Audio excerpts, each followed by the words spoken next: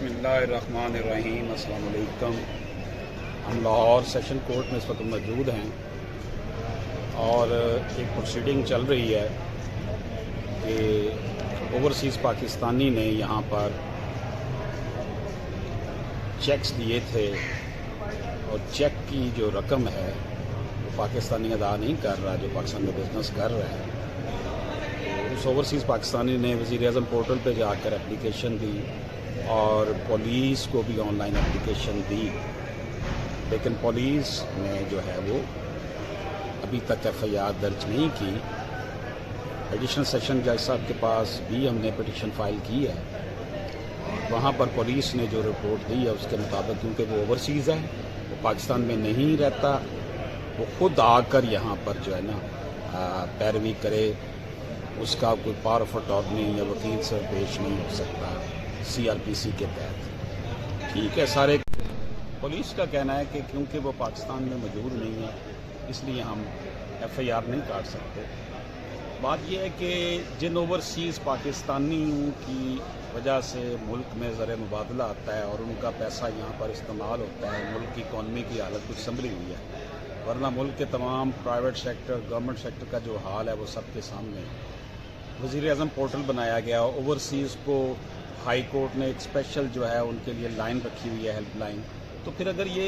उनके साथ कोई बंदा फ्रॉड कर जाता है और वो उससे रिकवरी करना चाहते हैं, तो अगर पर्चा भी दर्ज नहीं होना तो ऐसी CRPC और PPC और CPC का क्या फ़ायदा है। ये जो CRPC क्रिमिनल प्रोसीजर कोड और सिविल प्रोसीजर कोड तो अंग्रेज़ ने अपने दौर में इसलिए बनाए थे कि ताकि जो ये कॉलोनी थी बड़े सगीर पाको हिंद, यहाँ के लोगों को जो है ना वो अंगेज कर दिया जाए एक अनलिमिटेड टाइम के लिए। लेकिन हम लोगों ने अभी तक 70 साल से ज़्यादा अरसा गुजरने के बावजूद उसके साथ अभी तक चिमटे हुए हैं। तो इन हालात में इस तरह की कानून साजी की ज़रूरत है और हुकूमत की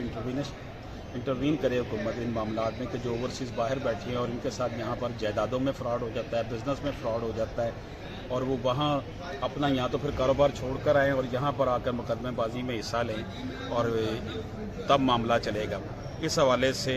आला अदलिया को भी एक नोटिस लेना चाहिए और हमारे कौमी असम्बली के मेंबरान और स्पीकर साहब जो हैं, चेयरमैन सेनेट हैं, उनको भी इस हवाले से स्टेप उठाना चाहिए कि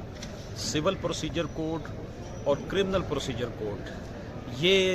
दौरे ग़ुलामी की यादें हैं, इनको अभी तक सीने के साथ लगाया हुआ है, जिसका रिज़ल्ट ये निकलता है कि साल केसेस चलते हैं और लोगों को इंसाफ नहीं मिलता। और हमारी यही गुजारिश है आला अदलिया के से भी और जो हमारे अरकान पार्लियामेंट भी हैं कि इस मुल्क की सिविल प्रोसीजर कोड और CPC से जो है जान छुड़ाई जाए। और यहाँ पर मैं एक बात और भी कहता चलूँ कि अब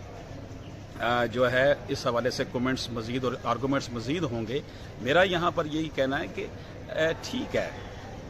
आपने CRPC के तहत ये रखा हुआ है कि मुकदमे की बंदा बाहर से आकर, अब वो बंदा बाहर से यहाँ आ जाए और यहाँ पर एक लामुतनाही टाइम के लिए बैठा जाए, तो फिर ये वज़ीर-ए-आज़म पोर्टल बनाने का क्या फ़ायदा है, फिर ये ओवरसीज़ के लिए अलग कोर्ट्स बनाने का क्या फ़ायदा है। CPC और CRPC के मामलात में लोगों को अंगेज करने की बजाय इनको इंसाफ मिलना चाहिए, क्योंकि ओवरसीज़ पाकिस्तानी इस मुल्क का बहुत बड़ा सरमाया है। अगर उनको हुक्मरान अपने लिए कि वो हमें EVM